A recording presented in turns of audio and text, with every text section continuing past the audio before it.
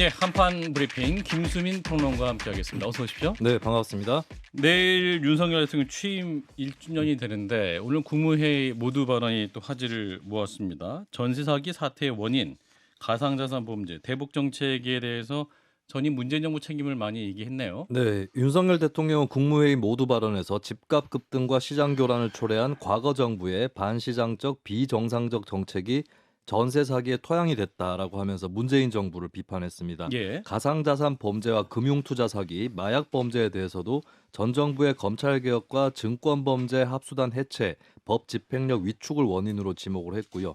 과거 정부 대북 정책에 대해서도 힘에 의한 평화가 아닌 적의 선의에 기대는 가짜 평화라는 표현을 썼습니다. 그러면서 무너진 시스템을 회복하고 체감할 만한 성과를 이루기에는 시간이 필요하다라고 밝혔는데 거야 입법에 가로막혀 필요한 제도를 정비하기 어려웠던 점도 솔직히 있다라고 하면서 민주당 책임론을 제기했습니다. 예. 자, 한일 정상회담이 끝나고 또 처음 열린 국무회의였는데 어떤 소회가 있었습니까? 네, 한일 정상회담에 관련해서 윤석열 대통령은 새로운 미래를 개척해 나갈 수 있을 것이라고 기대감을 표시했습니다. 예, 기시다 총리가 강제동원 피해자들에 관련해 가슴 아프게 생각한다라고 발언했던 것에 대해서 어두운 과거의 역사를 외면하지 않고 진정성 있는 마음으로 대한다면 한일 양국이 당면한 어려움을 극복하고 새로운 미래를 열어갈 수 있을 것이다라고 말했습니다. 예, 이제 내일 1주년인데 별도의 기자회견은 없다고 하죠. 네, 대통령실 관계자가 언론과의 인터뷰에서 밝힌 바에 따르면 최근 한미 한일 정상회담과 국무회의 등에서 윤 대통령의 메시지가 많이 나왔는데 추가로 기자회견을 해야 할 상황은 아니다라고 말했습니다. 또 지난 5월 2일 용산 어린이공원에서 진행했던 출입 기자 간담회도 별도 회견을 생략하게 된 원인으로 꼽히고 있는데요. 예. 당시 윤 대통령은 인원이 적어야 김치찌개도 끓이고 하지 않겠어요라고 하면서 소규모 간담회를 예고하기도 했습니다. 예. 소규모로 해야지 김치가 맛있다. 뭐 이런 얘기도 했었던 것 같은데. 자, 오늘 이제 여론조사 기관들이 국정 수행 지지도에 대한 여론조사 결과를 발표했는데 몇 개 소개해 주실까요? 네, 뉴스토마토가 미디어토마토에 의뢰해서 5월 4일부터 7일까지 나흘 동안 전국 만 18세 이상 1,104명을 대상으로 실시한 조사가 나왔습니다. 예. 응답자의 32.6%가 윤 대통령 국정 운영을 긍정 평가했고요. 부정 음. 평가는 64.4%였습니다. 매우 잘하고 있다 14.2%, 대체로 잘하고 있다 18.4%, 대체로 잘못하고 있다 9.6%, 매우 잘못하고 있다 54.9% 이렇게 상세의 결과가 나왔고요. 예.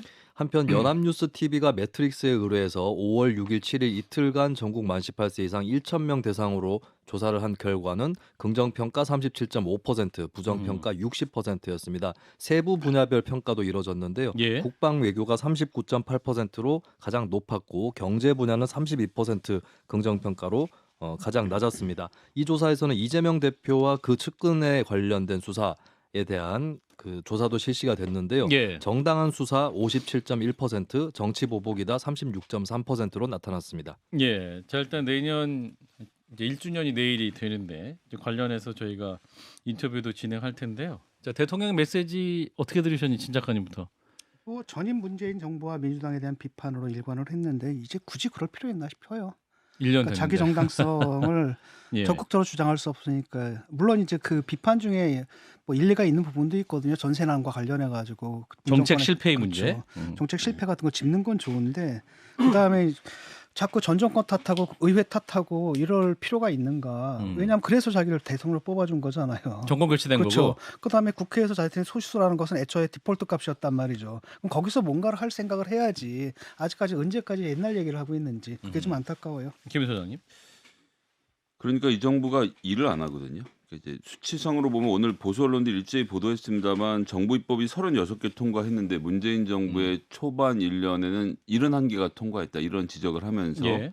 민주당이 목리를 부리고 있기 때문이다라고 설명하는데요. 제가 실제 법안 개수를 일요서울의 그 보도에 따라서 확인해 보니까 문재인 정부는 1년 동안 304개의 법안을 발의했고요.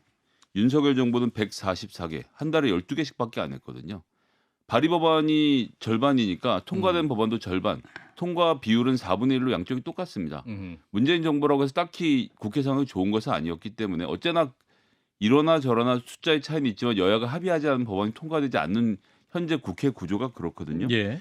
그럼 본인들이 1년 동안 충분히 정부가 뭘 해야 되는지 생각해서 국정 계획을 짜고 법안을 발의하고 그걸 통과시켜달라고 요구해야 되는데 일단 개수도 문재인 정부 인수위도 없던 문재인 정부에 비해서 절반이나 떨어지고 더 중요하게는 대통령이 올해 1월 2일 조선일보 인터뷰에서도 뭐라 그랬습니까? 야당과 협치 얘기하니까 그럼 뭐 여당에게 물어보라는 식으로 답변을 했었어요. 여당하고 해야지 뭐 우린 얘기할 수가 없다 그러는데 아니 정부가 얘기를 왜 못합니까? 그리고 국민들의 지지를 받고 압력을 가면 민주당이 무슨 민생 법안까지 다 두루누워서 안 해줄 처지도 아니고요.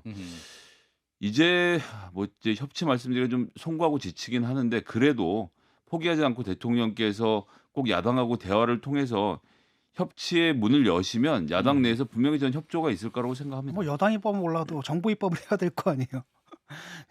국회가 할 수 있는 거 그러니까요. 말고 또 정부가 따로 입법할 수 정부 있는 거. 입법이 있는데 그렇다면 야당과 협치라는 것은 정부도 필요한 거지. 그걸 또 여당만의 몫이다 이렇게 얘기하는 것도 좀 이상하고. 예, 일단은 잠시 후에 국민의힘 김병민 최고위원 그리고 더불어민주당 장영태 최고위원 두 분과 함께 또 깊이 있게 지난 1년을 평가해 보도록 하겠습니다. 자, 김남국 의원 얘기를 좀 해보죠. 가상화폐 투자 논란. 근데 의혹이 이제 아직 여전히 해소되지 않고 있는 상황은 분명한 것 같습니다. 이제 밝힌 내용도 있고 밝히지 않은 내용이 있기 때문에 그런 것 같은데 오늘 추가로 입장을 내놨죠. 네, 오늘 김남국 의원이 언론에 배포한 입장문을 통해서 사과를 했습니다. 예. 더 일찍 사과드렸어야 하는데 억울한 마음에 소명에 집중하다 보니 책임 있는 자세를 보이지 못했다라고 밝혔고요. 예. 그리고 실명 인증 계좌를 통해 투명하게 거래해 왔음을 강조하면서 민주당에도 근거 자료 일체를 제출했다라고 알렸습니다. 또 오전에는 유튜브 채널 김어준의 뉴스공장에 김 의원이 출연했는데요. 위믹스 코인이라는 그 군소 코인에 투자한 배경에 대해서 대형 회사인 워메이드가 발행했기 때문에 신뢰도가 높다는 판단을 했다라고 설명을 했습니다. 위메이드. 네. 그리고 그 주식 매각 대금을 코인에 투자했는데 어떻게 예금 계좌의 액수가 늘었는가라는 예. 의혹에 대해서는 당 지도부에 설명을 했다고 전해졌는데요.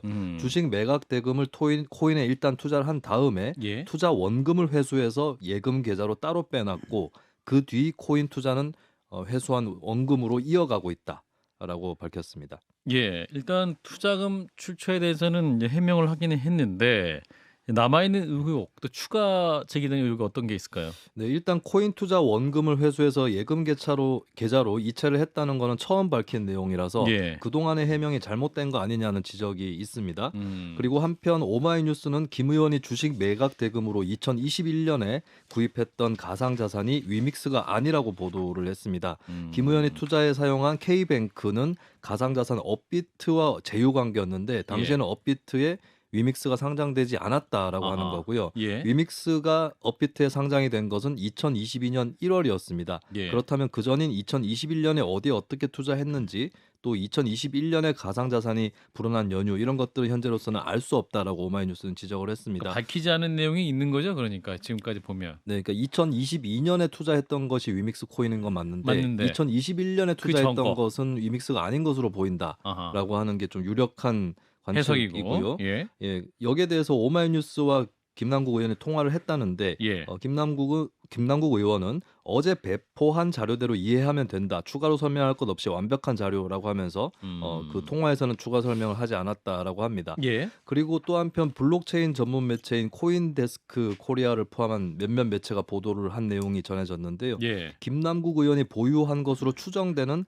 가상자산 지갑 주소가 발견됐다는 보도가 있었습니다. 이게 모르시는 분들은 굉장히 궁금하실 네. 것 같은데 주소만 있으면 그 사람 재산 다 추적이 가능한 거예요? 네, 근데 그 주소를 어떻게 발견하느냐가 중요한 대목이겠죠. 근데 김 의원이 스스로 밝혔던 클립 지갑 가입일이라든지 아하. 보유 액수 이런 것이 아. 있고 또 보유 토큰 이런 것들을 근거로 추정을 해 들어가서 탐색기를 통해서 확인을 할 수 있는데 김 의원이 공개했던 보유 액수와 거의 일치하는 지갑 주소가 특정된다라고 하는 겁니다. 예. 근데 이 거래 내역을 살펴본 결과 김 의원이 보유한 위믹스는 당초에는 80만 개였다고 알려졌는데 예. 128만 개였다라고 하는 거고 당초 보도됐던 60억 원이 아니라 85억 원 이상으로 추산된다라고 최대 하는. 가치가 있을 때 그렇습니다. 85억이라는 거죠. 네, 그래서 원래 보도됐던 것보다 더 많이 갖고 있었던 많이 것이 있었다. 아니냐 이런 의혹이 추가로 제기됐습니다. 예, 이게 코인에 대해서 잘 아시는 분들은 또 잘 아실 것 같습니다만 처음 이런 거 들어보신 분이 이게 무슨 얘기 하실 것도 같은데 자 일단은 의혹이 완벽하게 해소된 것은 분명히 아닌 것 같습니다. 밝힌 내용도 있고 밝히지 않은 내용도 있기 때문에 그런 것인데 자 찐 작가님 어떻게 들으셨어요? 지금 뭔가를 좀 감추고 있거든요. 음. 이렇게 쉽게 말하면 이게 아니 자기가 코인을 해서 돈을 벌었다라면은 물론 이제 민주당 정치인으로서 정치적 도의적으로 비판을 받을 수는 있을 거예요. 근데 법적인 문제는 아니잖아요. 위법한 걸 그렇지 위법한 담을 건 쓰지 아니거든요. 않았다면 그럼 다 밝히면 되거든요. 예. 근데 밝히질 않고 있어요 지금 계속. 음. 그다음에 해명이 뭐 그다음에 해명을 하는데 또 의혹에서 제기하면 돌려막기식 해명을 계속하고 있거든요. 예. 그래서 저한테 딱 필요한 건 그냥 간단한 숫자만 주면 돼요. 숫자만 딱 이게 얼마큼 늘어가죠 어디로 갔고 이것만 딱 주면 되는데 그걸 지금 하지 않고 있다라는 겁니다. 그러니까 이 사태에 대해서 보게 되면 이제 크게 두 가지 해석이 있는데 미니멀리스트 최소주의 해석은 법적으로 문제 없다 투자를 했다. 근데 그게 윤리적으로 좀 문제가 있습니다. 거기서 사과를 해라. 이게 이제 김남국 의원의 자세가 됐고요. 이제는 예. 그나마 사과도 안 했고 맥시멀리스트는 그런 거죠. 이게 신고한 거 아니겠습니까? 이게 이상한 거래라고 신고를 했단 말이죠. 근데 신고를 했는데 검찰에 됐단 말이죠. 그러니까 검찰에서 오늘 뭐라고 합니까? 이게 불법한 뭔가가 있으니까 그쪽에서 우리한테 넘겨주지 않았겠느냐. FIU에서 그렇죠. FIU에서 우리한테 넘겨준 게 아니냐라고 했을 때 불법이 있다라는 겁니다. 근데 거기도 이제 두 가지 라인이 있는데 하나는 개인 불법이에요. 쉽게 말하면 코인 했을 때 뭐 내부 거래라든지 무슨 내부 정보라든지 이걸 이용해 가지고 부풀리거나라고 해서 떼돈을 벌었다라는 예. 그런 것일 수 있고요. 예. 또 하나는 약간 이제 국힘의 입장이 이쪽인 것 같은데 약간 뭐냐면 대선 아니냐. 그러니까 쉽게 말하면 대선 자금이 그걸 통해 가지고 코인을 통해서 일종의 세탁돼서 나간 게 아니냐라는 세탁된 의혹을 것이다. 하는 게 그쪽인 것 같고 아직은 분명하지 않기 때문에 이런 모든 의혹을 잠재우기 위해서는 김남국 의원이 그거 그냥 공개하면 되거든요. 얼마를 사서 얼마가 됐고 이게 얼마가 됐는가 이걸 쭉 하면 되는데 계속 퉁쳐버리려고 그래요. 지금 숫자 없이 지금 퉁치고 있거든요. 그러니까 이상하다는 거죠. 이게. 그러니까 알려지지 않은 정보가 있기 때문에 계속 의혹은 증폭되고 있는 상황이다. 이렇게 볼 수 있을 것 같은데 김 소장님 지금까지 설명 어떻게 들으셨어요? 네, 저는 일단 설명 자체가 부족하다는 생각 저도 들고요. 첫 번째 지적하고 싶은 건 이러나 저러나 매년 말에 모든 의원들이 갖고 있는 가상 자산이 공개되는 게 너무 당연합니다. 뭐 이게 뭐 80억이라서 액수가 자극적이라 그런데 우리가 몇 천만 원의 변동에 대해서도 굉장히 민감하게 보거든요. 뭐 윤석열 대통령 부인이 까르띠에 6천만 원짜리 목걸이를 갖고 있는 게 자기 거냐 아니 거냐라도 를 놓고도 굉장히 다퉜던 기억이 저희가 나는데 그건 왜냐하면 공직자 6천만 원이라는 재산은 매우 중요하기 때문이라고 본 것이거든요. 그런데 이 가치의 변동과 상관없이 가상화폐를 얼마나 보유하고 있는지를 유권자들이 모르는 것 자체가 되게 이상한 것이기 때문에 그걸 고쳐야 되겠다는 생각이 첫 번째 들고요. 두 예. 번째는 뭐 김남국 의원한테는 쓴소리가 될 수밖에 없겠습니다만 1억 5천만 원의 넉넉한 연봉을 국회의원들에게 주는 것은 공무에 집중하라는 이야기이고 글쎄요, 제 기준으로는 공직자나 국회의원이 할 수 있는 주식 투자나 뭐 이런 것들은 펀드에 가입해서 재산 증식의 수단으로서 활용하는 것까지는 좋은데 단타 매매까지를 공직자가 하는 것이 혹은 특히 이제 공직자나 선출직 공무원들이 하는 것이 맞겠느냐? 전 여기에 대해서는 우리가 좀 뭐 이게 정치적으로 비판하는 문제지만 좀 고민을 해봐야 된다는 생각이 들고요. 세 번째 지금 FIU 말씀하셨는데 이 정보를 보통 국세청으로 넘긴다는데 검찰로 넘긴 것도 굉장히 이례적이었다는 게 첫 번째. 두 번째 검찰에서 넘어간 정보를 가지고 압수수색 영장을 신청했는데 우리나라 압수수색 영장 발부율이 97, 8%를 넘지 않습니까? 근데 기각이 됐어요. 그러니까 이제 소명자료 충분했다고 판단한 것으로 끝난 것인데 검찰이 왜 이 사실을 보수 언론에 뭐 검찰은 아니라고 주장하겠습니다만 흘러나온 경위 그리고 이제 와서 또 수사를 하겠다는 식의 이 언론 플레이를 하지 말고 그냥 공무원들은 자기에게 주어진 임무를 좀 충실하게 진행했으면 좋겠습니다. 그 수사영장의 그 지갑의 소유자가 누구냐를 알기 위해서거든요. 지금도 보도는 됐지만 우리가 지금 추정이고 예. 그 김남국 의원이다라고 지금 확실하게 얘기를 할 수 없거든요. 그걸 좀 확정을 해야 되는데 그거를 아니 FIU는 알고 있는데요, 그거는. 아니 그러니까 검찰에서는 검찰에서 신청한 것은 그러니까 FIU에서 그런 자료까지 검찰에 넘겨줬을 것 같지는 않고 불법일 겁니다 아마. 왜냐하면 그거를 알기 위해서 신청을 했는데 법원에서 단지 거액이다라는 이유에만 해서 범죄와 연루됐다라고 의심할 수기에는 부족하다 해서 기각을 한 거거든요. 근데 내가 볼 땐 그런 측면은 분명히 있는 것 같아. 검찰이 그걸 막히기 때문에 약간 이렇게 여론을 동원해 가지고 옛날 그 특수부 검사들이 그런 거 많이 하지 않습니까? 흘려서. 라고 해서 또 한 번 신청을 하게 된 그때 나오게 되는 그래서 예. 확인하고 김남국인지 모르는데 김남국인지 어떻게 흘렸겠어요? 이상한 거지. 알고 한 그러니까 김남국인지 모르고 어떻게 조선일보에서 김남국이라고 아니 근데 문제는 뭐냐 보도를 그러려면 했겠습니까? 부르려면은 확정이 돼야지 부르죠. 막연하게 추정되는 사람 부를 수는 없거든요. 그래서 그 사람 소유지를 확인하기 위해서 했는데 그게 기각이 된 거고요. 또 하나는 이런 측면이 있거든요. 이상하잖아요. 이분이 어떤 분이냐면 김남국 씨가 구멍난 신발 신고 다니고 그다음에 뭐예요? 3,800원짜리 밥 먹고 그다음에 차도 아버지가 뭐 하던 차를 몰던 차를 물려받아 24만 킬로 밀고 이런 부분이 그 자산의 엄청난 부분을 갖다가 그것도 뭐 비트코인도 아니고 김치코인에다 넣었다? 이게 지금 상식적으로 납득이 안 되거든요. 그래서 그런 부분 때문에 지금 예. 해명이 좀 돼야 되는데 그런 부분이 지금 해명이 안 됩니다. 자기가 평소에 했던 그 행동 정말 아끼고 살았거든. 저는 그걸 믿어요. 그랬는데 어떻게 이런 모험적인 투자가 가능했는가? 이게 해명이 좀 안 되고 있죠. 예, 뭐 아직 충분히 소명되지 않고 있다라는 점 일단 여기까지 하고요. 자, 그리고 이제 민주당이 안고 또 다른 의혹, 그 전당대회 돈봉투 의혹입니다. 지금 뭐 코인 얘기 때문에 이게 또 오히려 또 작아진 듯한 느낌인데, 자, 핵심 피의자인 강래구 전 한국수산공사 상임감사 결국 또 구속이 됐군요. 네, 검찰이 처음 구속영장을 청구했다가 기각된 지 17일 만에 구속이 됐습니다. 예. 9시간이 넘는 심사 끝에 법원은 증거인멸 염려가 있다고 보고 영장을 발부했는데요.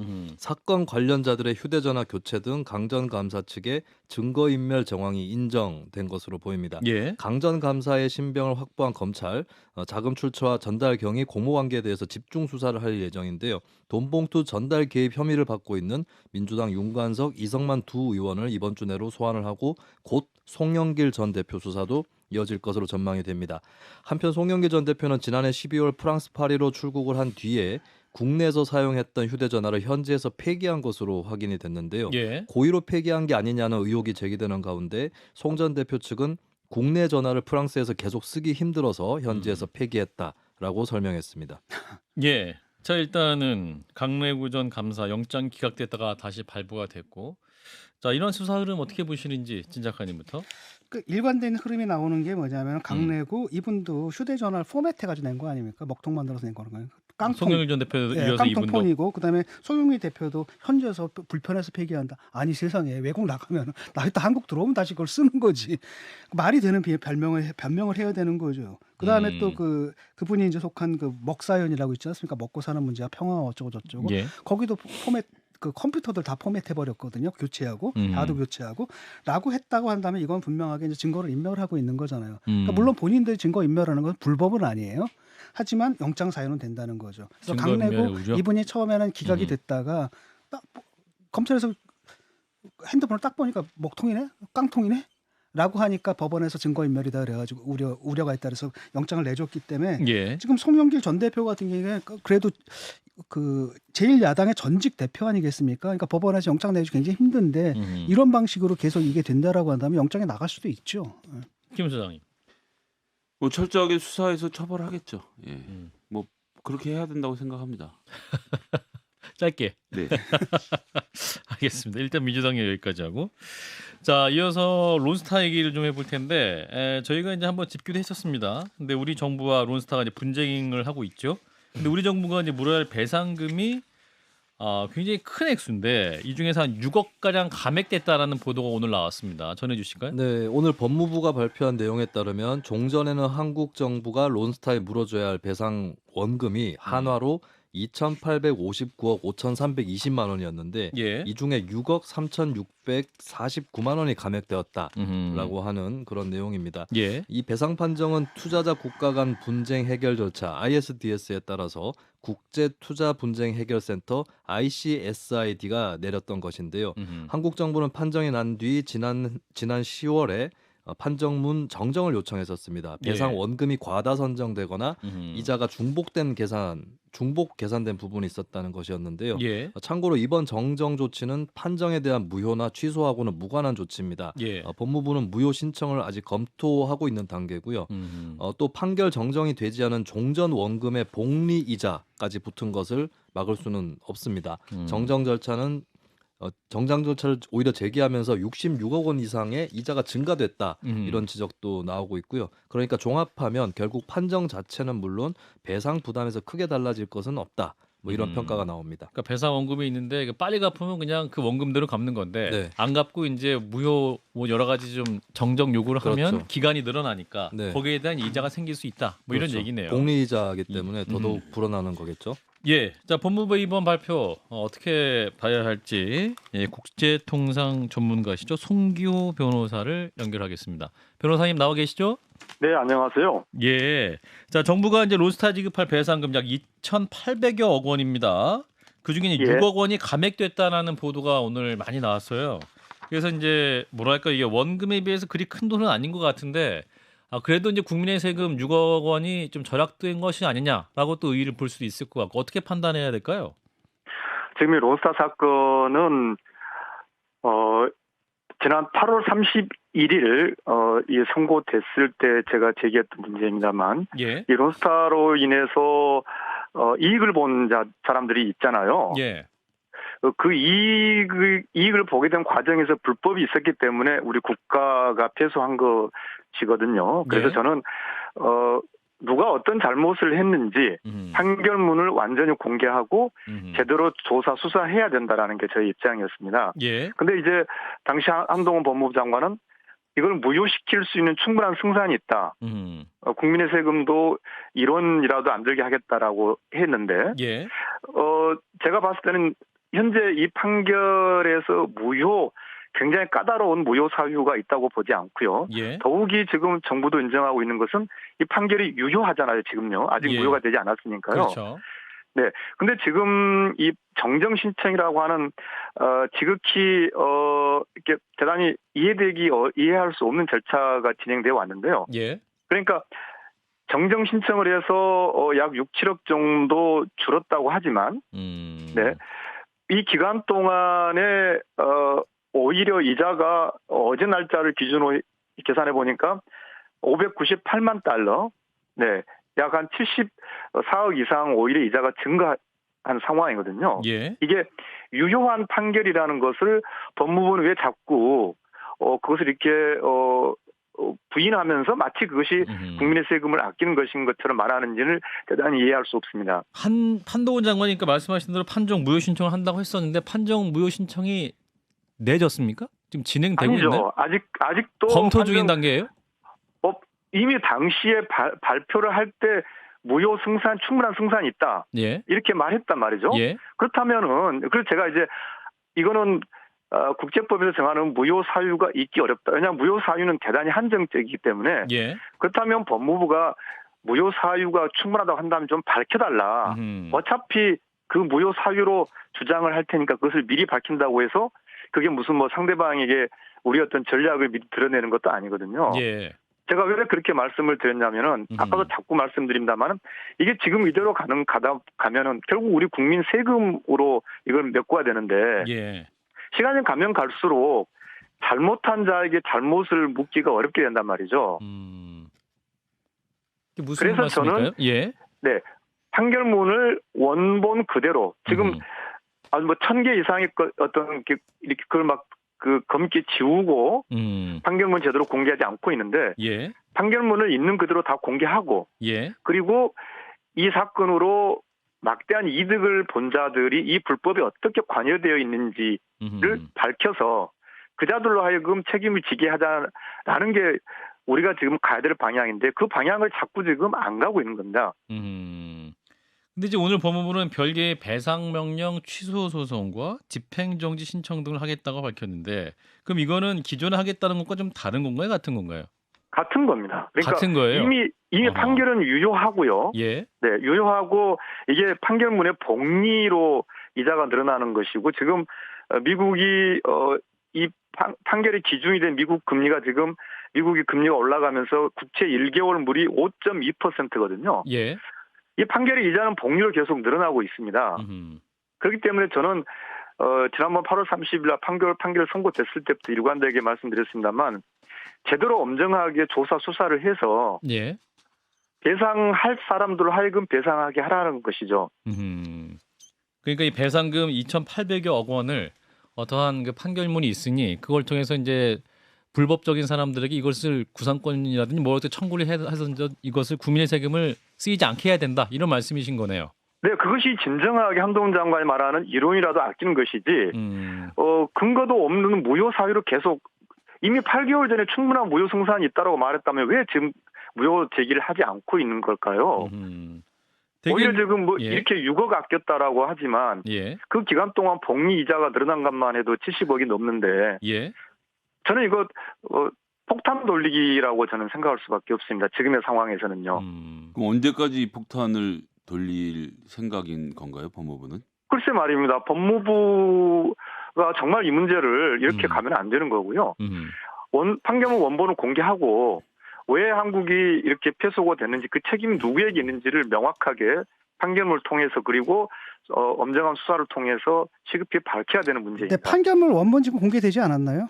아닙니다. 공개를 그래서 지금 판결문 공개 소송도 하고 있고요. 판결문 자체를 이렇게 지워서 공개를 했거든요. 그러니까 그 책임자 이름들은 다 지워서 나오는데 우리 보통 법원 판결문 다 그렇게 나오지만 다 알지 않습니까? 아닙니다. 이게 지금 일반 우리 한국 법원의 판결문이 아니라 이 국제 투자 중개 판결문이고요. 특히 예. 통째로 다 지워진 부분들도 있습니다. 그래서 지금 행정법원에서 정보공개 소송이 진행되고 있습니다. 그러니까 론스타에 우리 정부가 지급할 배상금 약 2,800여 원에 대해서 이제 그 판정한 그 판결문 안에는 누구의 잘못으로 인해서 이러한 그 배상금이 발생했다는 것이 알 수 있기 때문에 그 판결 예. 원문을 제대로 공개를 해야 된다. 그래야지 누가 책임져야 하는지 알 수 있다라는 말씀인 거네요. 왜냐하면 이 사건으로 인해서 이익을 본 사람들이 있거든요. 예. 그리고 그 이익을 보는 과정이 불법적이었다는 것이 판결의 내용이잖아요. 예. 그렇게 본다면은 판결문을 완전히 100% 공개하고요. 그리고 의심나는 부분, 추가되는 부분에 대해서는 시급히 빨리 수사가 들어가야 한다고 생각을 합니다. 변호사님 그럼 추가 수사도 예를 들어서 판결문이 공개되면 가능하다고 보시는 사실 법무부는 다 봤을 테니까 검찰에게 수사를 의뢰한다든가 이런 것도 가능하지 않나요? 당연히 지금 법무부가 자꾸 계속 이야기하지 않습니까? 법무부 스스로도 경제범죄나 중대범죄는 예. 검찰이 계속 수사를 해야 된다고. 근데 왜 이걸 수사하지 않느냐는 거죠. 3천억 가까운 우리 국민의 세금으로 나가야 되는 사건인데 예. 국제법적으로 대단히 근거가 성립하기 어려운 판결은 무효를 계속 이야기하고 있고요. 대단히 답답한 상황입니다. 왜냐하면 법률가로서 일단 선고된 유효한 판결이 있다는 걸 전제로 해야 되는데 예. 그 판결을 무효화시킬 수 있다라고 자꾸 이야기를 하면서 오히려 이자는 계속 이렇게 폭발적으로 늘어나고 있고 이 상황에서 약 6억 원을 줄였다는 게 저는 무슨 의미가 있냐고 반문하고 싶습니다. 그러면 이런 판정 무효 신청을 한다 이런 말은 중지하고 그러면 이 돈은 빨리 내고 그 국제투자분쟁해결센터의 판결문을 근거로 새롭게 수사를 시작해서 책임을 물어야 한다. 이게 우리 변호사님의 주장인 건가요? 어떻게 해야 된다는 겁니까? 네. 네. 그러니까 자 이를테면은 정말로 무효 충분한 승산이 있다라고 8월 31일 그때 이야기했으니까 예. 네. 그 충분한 승산이 있는 근거를 사실은 진작 이야기를 해서 그렇구나. 뭔가 일정한 여론 형성되면은 우리가 이자가 늘어나는 걸 감수하고 우리는 그냥 무효로 갔어야 되는 거고요. 예. 지금은 무효도 가지 않고 판결은 이자대로 늘고 그렇다고 해서 판결에서 제기된 불법에 대해서 수사도 하지 않고 있는 상황입니다. 그 배상 명령 취소 소송 및 집행정지 신청 등을 하겠다고 하니까 그 언젠가는 하겠죠. 예. 문제는 그 그리고 언젠가가 근데 문제는 뭐냐면 이런 거거든요. 지금 론스타 정말 나쁜 놈들 아닙니까? 근데 이걸 우리가 싸워보지도 않고 그냥 포기한다? 이게 그 조금이라도 승산이 있었으면 좀 돈이 든다 하더라도 싸워보는 게 낫지 않나요? 그 정부의 입장에서는? 근데 문제는요. 자, 그 승산이라는 것이요. 판결의 무효를 구한다는 거죠. 예. 그리고 그 판결의 무효 사유는 대단히 엄격하게 제한적인 것이고요. 지금까지 이렇게 국제중재에서 판결 무효 신청해서 그것이 완전히 없어진 경우는 극히 아주 예외적인 것이고요. 제 말씀은요. 그런 길 자체를 제가 원천적으로 반대한다는 게 아니라 적어도 그렇게 가겠다면은 그렇게 가려고 하는 그런 근거들을 우리가 같이 합리적으로 소통을 하고 그 위에 출발해야 되는 것인데 지금은 전혀 그러지 않고 있는 것이죠. 한동훈 장관은 또 그렇게 얘기를 하는 것 같더라고요. 그러니까 이게 거기서 승산이 우리나라 대법원 3심에서 판결이 뒤집힐 그 확률하고 거의 비슷하다라고 한다면 한번 해볼 만한 거 아니냐 이렇게 얘기를 하시거든요. 아닙니다. 이 국제중재 이 사건 자체는 대법원 판결과 같은 것이에요. 대법원 판결을 재심 사유로 뒤집는 거하고 비슷하다고 생각하시면 됩니다. 이게 제가 그래서 이 국제중재에 대해서 계속 문제 제기를 한 이유가 이 자체가 바로 판결 확정력을 갖기 때문에 그렇습니다. 그런데 예를 들어가지고 우리도 3심까지는 가보지 않습니까? 소송비가 더 든다 하더라도. 자, 3심이라는 것과 대법원의 3심은 일단 확정되기 전 상황이잖아요. 예. 지금 이 사건 자체는 이미 확정된 판결이라는 걸 저는 자꾸 그런 법률가로서 그것을 부인할 수는 없습니다. 우리가 가입한 국제중재 절차 조약에 이 판결은 이 국제중재는 이 자체가 곧 확정적이고 구속력을 갖는다라고 되어 그러니까 있습니다. 진작까지 말씀은 그러니까 일반 판결처럼 대법원 3심 판결이 적용되는 그 재판은 아니잖아요. 이게 국제투자분쟁 해결센터 재판이라는 그러니까 것이. 그 그냥 확률상으로 1심, 2심에서 패배했다 하더라도 많은 사람들이 3심까지 가본다는 거죠. 확률은 떨어진다 하더라도. 근데 거기서도 뒤집어지는 경우가 있기 아니 그러니까 때문에. 3심이 있는 예, 겁니까, 예. 변호사님? 이 재판이 일반 재판처럼? 아니죠. 일반 재판이 아니라는 점이 문제입니다. 예, 일단 여기까지 하겠습니다. 송교 변호사님 고맙습니다. 네, 감사합니다. 예, 네, 이 문제는 여기까지 하고요. 자, 론스타 문제, 한국 정부가 앞으로 해야 할 일 뭐 짧게 짚어주실까요? 그냥 법무부 장관이 자신이 승산이 있다라고 했으니까 거기서 사실 본인이 봐도 이게 승산이 높진 않거든요. 승률이. 그러니까 대충 대법원에서 엎어질 확률이 한 5분의 1도 안 되거든요. 그래도 그 정도라고 한다면 한국 정부 기관에서 저 론스타라는 정말 그 악당들인데 그들한테 한번 싸워보는 게 낫지 않겠냐라고 그런 행정적인 판단을 한 겁니다. 정책적 판단을 한 거고 여기에 대해서 그것보다는 그냥 빨리 여기서 끝내는 게 그래도 뭐 세금을 좀 아끼는 길이 아니겠느냐라는 게 또 저 그 시민단체 쪽의 입장이고 그런 것 같아요.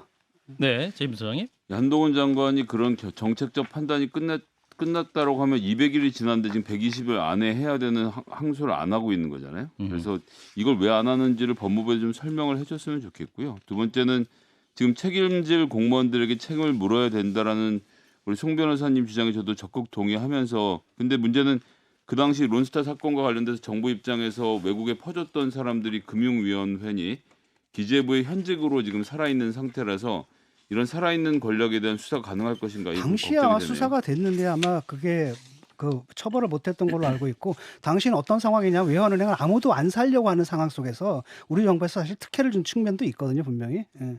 네, 일단은 뭐 여러 가지 쟁점이 있는데 하긴 너무 간단한 시간이 문제 짧아서 아닙니다, 이게. 간단하지 예. 않았어요? 일단 여기까지 하겠습니다. 김수민 평론가였습니다. 고맙습니다. 네, 감사합니다. 좋아요, 구독. 알림 설정.